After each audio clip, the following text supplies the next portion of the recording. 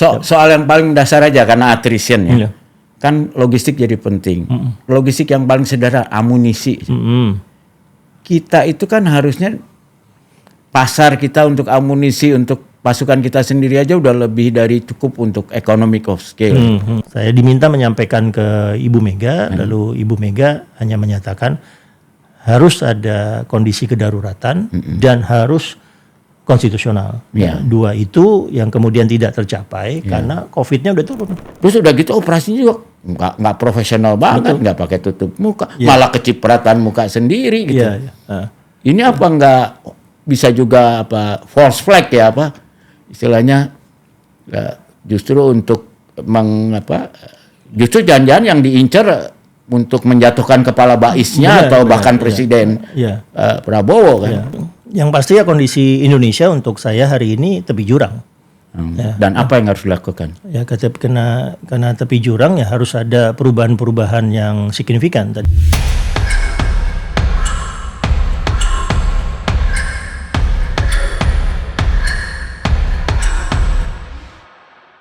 Yaitu Filipina karena memang dia dibantu Amerika banget untuk anti Cina kan. Ya terutama di laut yang sekarang mereka namakan Laut Filipina Barat ya. Dan konsepnya juga yang truknya bisa sembunyi cepat itu kan. Apa namanya ya Mas ya? Yang punya expeditionary marine itu kan. Itu sebenarnya cocok buat kita ya. Cocok banget buat kita ya.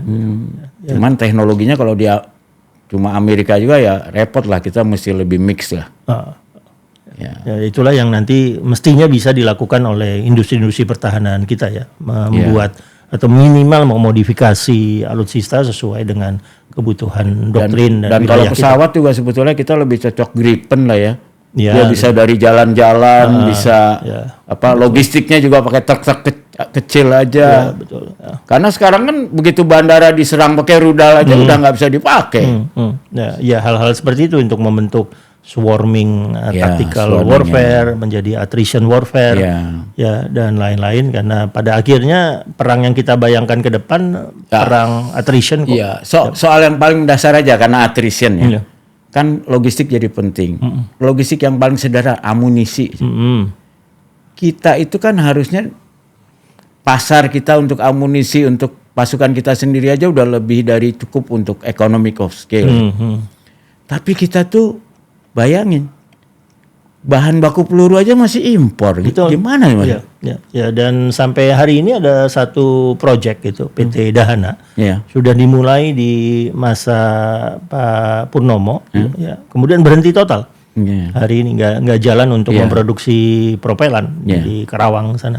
Itu karena supply chain-nya, rantai pasoknya tidak lengkap. Padahal kalau kita menghilirisasi perkebunan kapas saja untuk jadi bahan baku amunisi meriam atau peluru, itu aja kita bisa ekspor berapa banyak gitu ke dunia ya. Ya itu salah satu yang saya pelajari ketika saya sekolah di NDU bahwa perang itu pada akhirnya adalah ngutak-atik logistik. Perang itu pada akhirnya ngutak-atik sumber daya. Kan ada istilahnya Mas. Katanya yang ngomong taktik militer itu amatir. Kalau profesional ngitung logistik. Itu kepala staf Angkatan Daratnya Amerika Serikat Mas Eisenhower yang menyatakan itu. Tapi sebetulnya mengutip Napoleon lah. Karena kan kalau kita lihat banyak kayak Jerman di Afrika Utara kan kalahnya karena logistik, padahal tentaranya lebih jago-jago.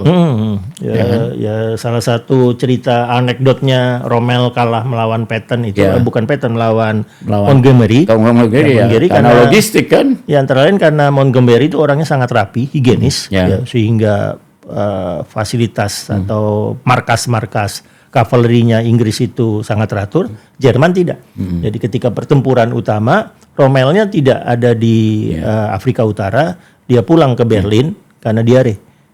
Ya lagi-lagi karena faktor higienis itu. Di Indonesia ada cerita juga. Jadi waktu Jan Pieterszoon Koen diserang oleh Mataram, kan sebetulnya kalahnya karena disentri itu kan pasukan Mataram, bukan karena tarungnya gitu. Mirip-mirip lah, mirip sama Rommel ya persis sama. Tapi jadi kembali ke masalah yang lebih politik domestik, karena kadang-kadang teman-teman kan, saya tuh ingat dari Mas Andi Wijayanto ini adalah cerita tentang dulu Pak Jokowi meminta Anda sebagai Gubernur Lemhanas melakukan kajian untuk periode ketiga atau perpanjangan jabatan. Waktu itu alasannya apa sih keinginan beliau untuk memperpanjang jabatan itu yang diutarakan lah paling enggak? COVID. Karena COVID maka program-program terhenti ya, sehingga banyak yang capaian-capaian yang mestinya terjadi di tahun ke-10 beliau ya akan tertunda. Ya, yang paling kelihatan misalnya pembangunan infrastruktur ya atau IKN ya misalnya itu akan tertunda karena di COVID kita punya penganggaran khusus, ada pemulihan ekonomi nasional dan lain-lain. Jadi pertanyaannya apakah minimal dimungkinkan perpanjangan masa jabatan untuk menutup anomali belanja pemerintah selama masa COVID tersebut. Gitu. Lalu kami membuat kajiannya, ya, ke salah satu kesimpulannya itu hanya bisa dilakukan kalau mengubah Undang-Undang Dasar. Ya, tidak bisa misalnya hanya mengeluarkan Perpu, ya, apalagi seperti masa Gus Dur dengan mengeluarkan dekret, sudah bisa. Itu benar-benar harus lewat konstitusi. Saya diminta menyampaikan ke Ibu Mega, lalu Ibu Mega hanya menyatakan harus ada kondisi kedaruratan dan harus konstitusional. Ya, dua itu yang kemudian tidak tercapai karena COVID-nya udah turun. Ya, jadi kalau seandainya perintah itu dilakukan pada saat COVID-nya naik ada legitimasinya, tapi saat itu dilakukan. Tapi waktu COVID lagi naik kita juga belum tahu persis nggak tahu sampai kapannya. Bahkan sampai sekarang ada yang masih percaya COVID nggak ada. Makanya, jadi begitu COVID-nya sudah turun, kedaruratannya sudah hilang, sudah di belakang. Tapi pernah nggak disampaikan oleh Pak Jokowi sebenarnya persisnya program apa aja sih yang dia ngerasa, aduh aku pengen nyelesain ini gitu? Ya, yang paling pokok adalah infrastruktur. Yang mana infrastrukturnya? Apa IKN atau apa? Ya, IKN salah satu, misalnya pembangunan bandara, pelabuhan, ya tol laut waktu itu di masa periode kedua malah anomali ya karena kayak indeks mati kan transport ya. Ya, itu malah menurun ya, termasuk hilirisasi. Ya, hilirisasi yang terkait dengan nikel ya terutama. Nah, itu baru akan naik terus tiba-tiba ada gangguan global supply chain yang luar biasa ya, sehingga terjadi kemandekan yang signifikan. Tapi harus kita akui ya, you like it or not, sebetulnya ide itu betul-betul berhenti karena Ibu Mega ya. Ya, karena Ibu Mega tidak bisa menemukan dua hal itu. Apa daruratnya, lalu bagaimana mekanisme konstitusionalnya dilakukan. Nah, kalau setelah dilaporkan kepada seperti itu, terus ya udah berhenti sama sekali. Ya, waktu itu kan kita ingat ada yang mencoba melempar ide ini, misalnya Pak Erlangga atau Caimin lewat forum-forum tertentu ya. Tapi prasyarat dari Ibu Mega yang mutlak, kedaruratan dan harus mekanisme konstitusional itu yang tidak terpenuhi. Dan beliau tegas sekali waktu itu. Tegas banget tegas ya. Nah kalau soal yang lain lagi ya, kebetulan kita nih sama-sama anak kolong ya, walaupun beda matra lah ya. Dan almarhum ayah kita bergerak di dunia intelijen cukup lama. Bagaimana Mas Andi memahami peristiwa penyiraman air keras oleh anggota Denma Bais ini? Ya saya cenderung tidak mendalaminya ya tentang ini. Jadi kalau begitu ini sudah menjadi operasi intelijen, ya ada kehati-hatian yang luar biasa dari saya untuk kemudian masuk. Apakah ini menjadi konsumsi publik, ini melambangkan ada friksi di dalam tubuh militer, apakah ini ada agenda-agenda personal yang kemudian mengkooptasi agenda organisasi gitu ya. Duga-dugaan itu bisa dimunculkan, tapi begitu proses akuntabilitas tanggung jawabannya sudah dimunculkan di tentara, yang bisa kita lihat adalah ini akan diarahkan untuk membentuk narasi seperti apa ya ke depannya. Begitu Kapuspen TNI muncul melaporkan tersangka, ya lalu yang menarik ada serah jabatan dari bintang 3 Kabais, baru berhenti di situ nih. Belum kelihatan nanti narasinya akan dibuat seperti apa. Dan nanti tinggal kita bandingkan saja dengan proses-proses serupa, ya misalnya yang paling dekat ya mungkin di KM 50 ya untuk kepolisian, atau ke belakang Kanjuruhan atau ya dulu Cak Munir ya misalnya, bisa kita lihat nanti narasi apa yang sebetulnya berusaha dibentuk. Saya tuh yang lihat tuh yang heran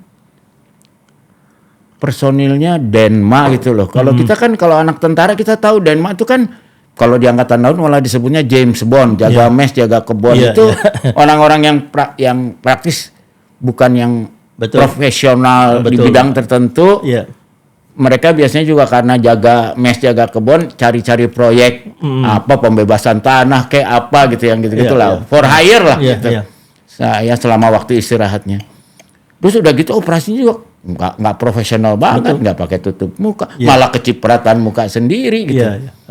Ini apa nggak bisa juga apa false flag ya apa istilahnya, justru untuk justru jangan-jangan yang diincar untuk menjatuhkan kepala baisnya atau bahkan Presiden Prabowo kan. Makanya apakah ini berusaha memunculkan riak friksi yang tadi saya katakan, karena ya mudah ditemukan lubang-lubang untuk menjalankan operasi seperti ini.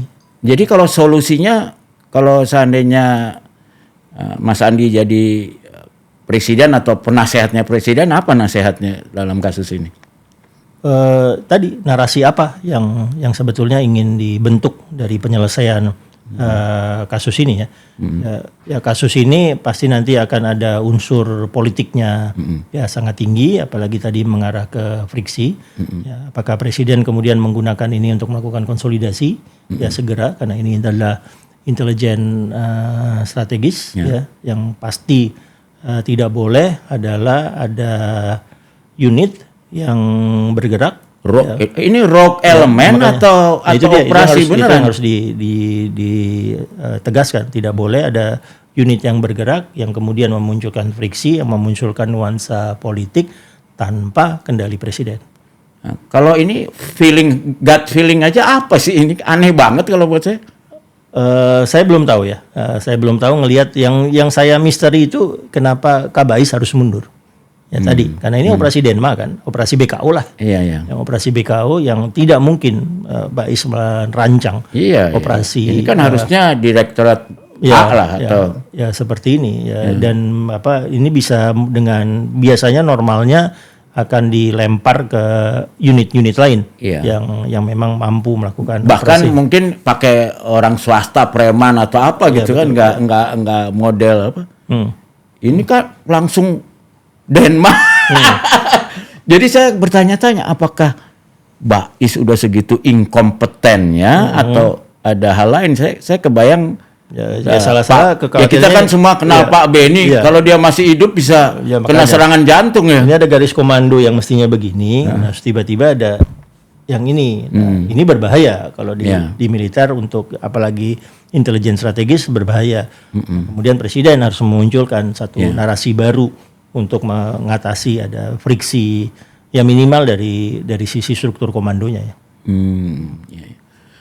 Lalu kan Mas Andi dengar juga Pak pada bulan Agustus ya, waktu ada demo yang 2025 itu kan sempat ada informasi bahwa sempat ada yang mengusulkan darurat militer ya kan, tapi kemudian oleh presiden ditolak gitu.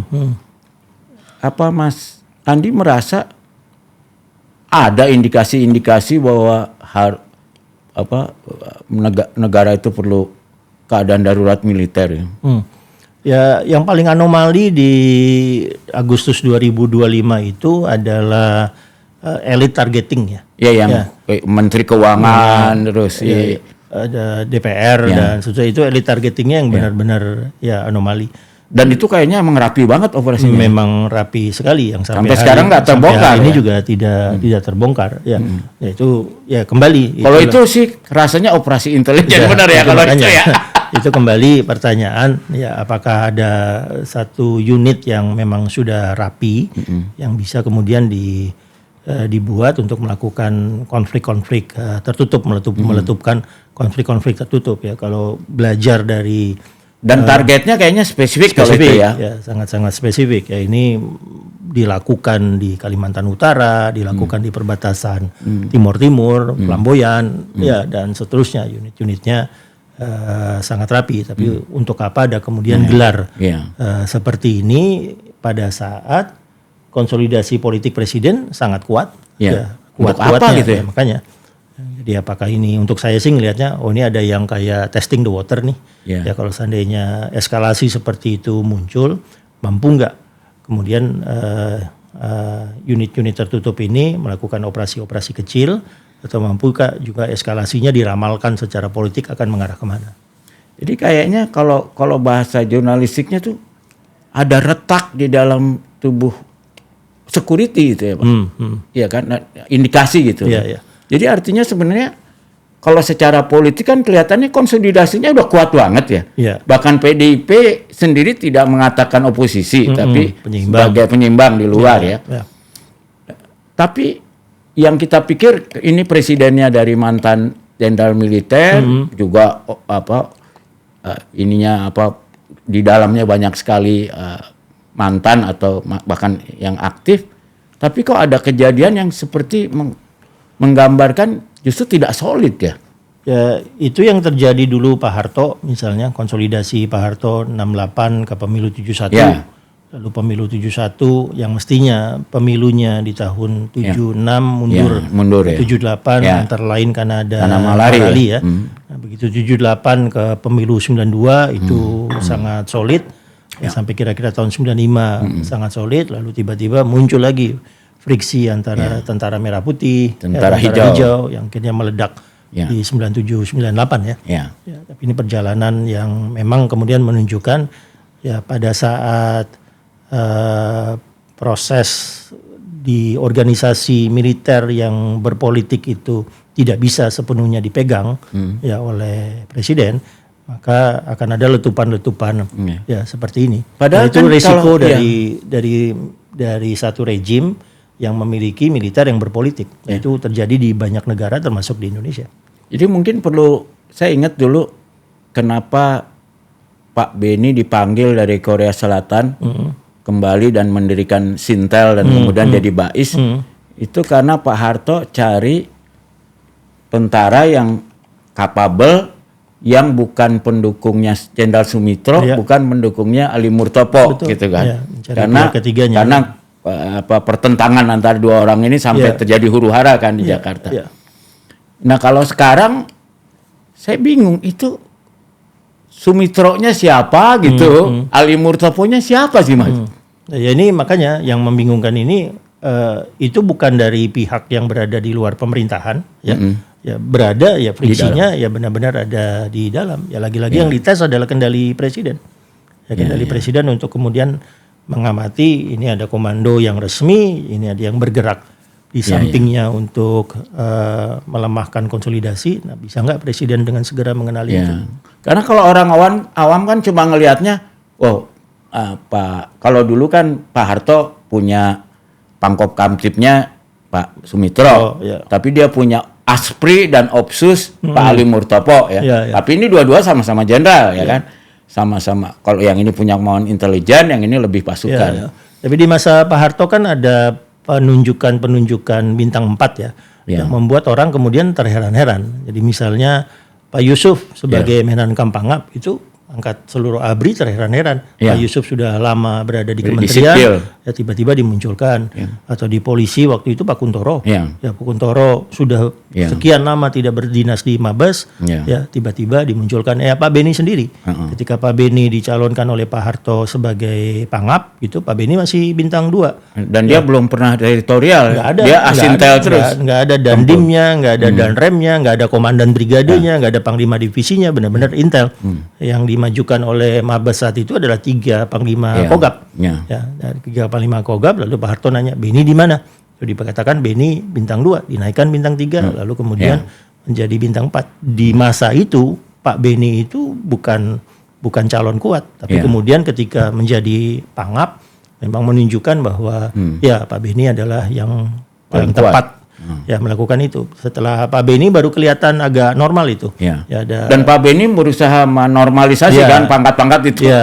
Cuma ada 3 bintang apa segala. Ya, jadi ketika kemudian ada Pak Edi Sudrajat lah segala macam itu terasa normal kembali itu militer. Tapi sebelumnya ya kita yang lihat ini kok bisa jadi Kasat, kok ini bisa jadi Panglima, kok ini bisa jadi Kapolri. Ya misalnya kalau Kapolri itu selain Pak Kuntoro yang jadi duta besar di Jerman dipanggil pulang, Pak Waludin. Pak Waludin itu kan dipanggil pulang, tiba-tiba menjadi Kapolri karena ada masalah-masalah internal di Polri yang membuat Pak Harto akhirnya harus cari orang yang nggak ikut sini, nggak ikut sana hal-hal kayak gitu. Nah, ya moga-moga itu tidak terjadi di masa Pak Prabowo. Ya makanya saya bingung kalau dulu jelas lah kita aja dari luar lihat, ini ada selisipan antara Pak Mitro dengan Pak Ali Mustopo lah ya gengnya. Kalau sekarang apa? Kan masa Pak Safri sama Pak Dasko gitu? Ya, makanya sama-sama ring satunya Pak Prabowo. Tapi yang satu kan jenderal, pensiunan jenderal, yang satu murni politisi gitu ya. Ya mungkin salah satu yang bisa kita lihat itu apakah konsolidasi Pak Prabowo di pemerintahan, di tubuh militer, di Gerindra itu sudah kelihatan proyeksi ke depannya seperti apa. Ya, jadi kalau proyeksi ke depannya misalnya Gerindra yang akan nanti menginginkan Pak Prabowo di Gerindra siapa? Tapi orang udah jelas Mas, kalau saya justru bingung di Gerindra itu gimana sih? Nah, ya, makanya di bawah Pak Prabowo tuh kita Pak Dasko nggak jelas gitu maksudnya. Ya ada Dasko, kemudian ada Pak Dasko tidak di dalam partai gitu. Tapi ada Sugiono yang kemudian sekarang menjadi sekjen. Apakah orang-orang yang berada di Gerindra ini akan diproyeksikan ke 2029 apa diproyeksikan ke 2034? Ya sama ya ketika kemudian ada kelompok-kelompok lain, nah ini proyeksi ke depannya seperti apa? Nah, apakah ini yang memunculkan friksi di dalam ring-ringnya Pak Prabowo sendiri? Tapi kalau melihat Pak Harto, akhirnya presiden yang juga menjadi penjuru politik, ya memang harus menjadi konflik manager kan? Iya, memang harus jadi. Intinya adalah dan di situ Pak Harto jago ya. Itu Pak Harto jago banget menjadi konflik manager. Pak Harto bukan orang yang anti konflik. Enggak. Begitu konflik di manage semua dia. Malah masuk untuk makanya bertahan 32 tahun. Terakhir dia tidak mampu manage konflik di antara keluarga aja. Ya, begitu kemudian konfliknya sudah tentang bisnis dari keluarga Cendana, ya di situ kemudian di situ dia kelemahannya kelemahannya. Tapi menjadi manajer konflik itu menjadi persyarat mutlak. Ya, tapi mungkin kan karena dia pengalaman komandan gerilya ya. Kalau komandan gerilya kan harus punya ilmu itu bukan. Pak Harto kan karirnya turunnya ada dan dia lengkap loh, dari Kenil, dari peta ya kan, dan dari terus tugas di Diponegoro, pernah Mandala, dari Mandala kemudian agak termarginalisasi ke Kostrad saat itu ya. Tapi kalau Pak Prabowo ini kan Kopassus terus ya. Kostrad sebentar lah. Biasa berdiri oleh elemen pasukan tempur, operasi intelijen, operasi raiding, atau hunter, tapi nggak pernah teritorial kan. Tidak pernah dandim, tidak pernah danrem. Tapi beliau pengalaman mengelola partai politik lah sebelum jadi presiden, itu kan ilmu khusus dan boleh dibilang sangat berhasil lah di situ ya, partai dari berdiri sampai mencapai kekuasaan relatif dalam tempo singkat. Nah, dan dia bilang semua teman. Tapi berapa lama nih konsolidasi menurut mestinya sudah selesai. Iya, makanya kalau dari sisi partai politik kan udah selesai. Tapi kok ini sekarang ada kesan geremang gitu. Anda merasakan nggak gitu? Ya ketika Pak Jokowi ya di periode 1, ya kami sadar waktu itu kami cuma 38% ya di parlemen, kehilangan kursi ketua DPR pula. Ya kami sadar kami butuh menarik 1 atau 2 partai dalam pemerintahan, dan itu tercapai ketika Golkar bergabung. Itu langsung tercapai konsolidasi politik yang diinginkan oleh Pak Jokowi. Dan beneran saat itu penempatan perwira militer ya sampai kira-kira Oktober 2016 itu ditata betul sama Pak Jokowi. Lalu ketika Oktober 2016 saya ingat saya melaporkan Pak Jokowi, Pak jangan khawatir, semua kolonel yang akan Bapak naikkan ke bintang 1 atau bintang 2 sudah tidak ada catatan-catatan khususnya. Jadi sudah bisa Bapak kemudian promosikan sesuai dengan merit sistemnya ya. Ya, jadi waktu itu Pak Jokowi cuma meminta agar kami memandu untuk 17 jabatan strategis ya, berdiskusi dengan beliau. Jadi misalnya ya tentunya Panglima, Kepala Staf, tapi ada Pangkostrat, ada Pangdam Jaya, ada Pangdam Diponegoro, itu dipandu. Ya sudah. Kemudian kami pandu, tapi merit sistemnya benar-benar diperhatikan. Jadi misalnya untuk Pangkostrat, apakah pernah menjadi batalion Kostrat, brigade Kostrat, divisi jadi Kostrat. tour of area, tour of duty, semua ada. Bintang kolonelnya di mana, bintang 1-nya bintangnya, di bintang 2-nya di mana, itu filingnya itu atau dosiernya itu benar-benar lengkap untuk Pak Jokowi. Boleh nanya nggak nih secara sohib nih? Ya. Kan dulu kita lihat, wah Mas Andi Wijayanto usia berapa udah jadi Sekap ya. Iya. Dan menjadi jembatan antara Ibu Mega dengan Pak Jokowi, ngurus tentara apa segala macam.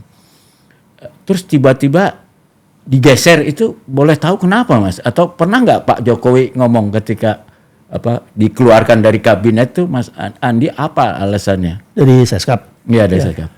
Ya apa ya? Ya memang saat itu ada perbedaan posisi lah ya, terutama tentang penempatan beberapa jabatan, terutama terkait dengan KPK gitu ya. Yang kami masuk saat itu merasa sebagai komunitas akademik, sebagai masyarakat sipil, kemudian tidak bisa berada di posisi yang sama. Ya, saat karena itu Pak Jokowinya berubah ya, Pak Jokowi harus melakukan kalkulasi politik tertentu yang membuat kami tidak bisa berada di situ. Jadi saya sudah mengatakan kepada Pak Jokowi bahwa tidak bisa berada di posisi Seskap itu kira-kira Februari 2015. Ya, tapi baru diganti Agustus 2015 dan lega karena penggantinya adalah Mas Pram ya. Iya. Nah, mumpung bicara ini Mas, saya sebagai orang yang dulu sangat mempromosikan Pak Jokowi ya, bahkan sampai merasa sebenarnya Pak Jokowi berubah di tahun keempat mulai uncomfortable gitu ya. Itu kalau dari dalam tuh apa sih yang kalkulasi apa yang menyebabkan Pak Jokowi jadi berubah menurut saya yang agak drastis ya? Ya memang sama. Salah satu titiknya adalah ketika anak dan mantu mulai terjun dalam politik praktis ya.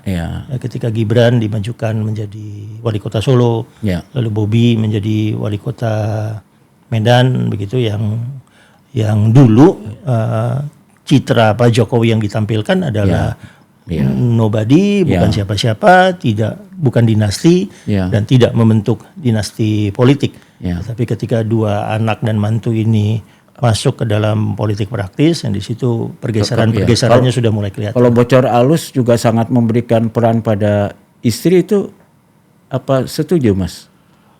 Ya sangat kelihatan sih, terutama ketika pencalonan dua putra itu terjadi. Karena Pak Jokowi ternyata nggak setuju malah ya. Ya kemudian untuk kami ya titik pisahnya ya ketika kemudian keputusan MK 90 yang memunculkan Mas Gibran sebagai wapres, itu titik pisah kerasnya di situ. Ya kita salut lah sama Mas Andi. Nah kalau soal revisi undang-undang KPK, sekarang Pak Jokowi kan bilang, itu kan bukan saya. Itu cerita lengkapnya lebih banyak di Mas Hasto ya. Di Mas Hasto yang memang berusaha ya sama, tujuannya sama, jangan sampai Pak Jokowi itu membentuk dinasti politiknya. Ya, karena itu waktu kita kan enak banget memainkan pesan ke publik ya.